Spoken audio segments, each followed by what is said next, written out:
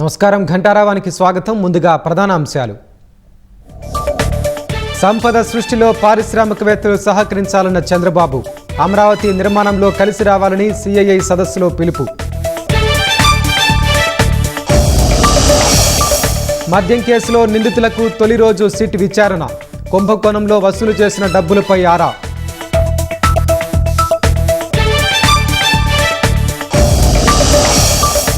తిరుమలలో భద్రత బలోపేతంపై డీజీపీ సమీక్ష.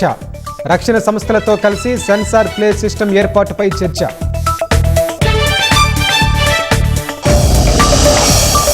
బ్రహ్మోస్ క్షిపణులు పాక్కు నిద్రలేని రాత్రులు మిగిల్చాయన్న ప్రధాని. ఆపరేషన్ సింధూర్ ఇంకా ముగియలేదని స్పష్టీకరణ.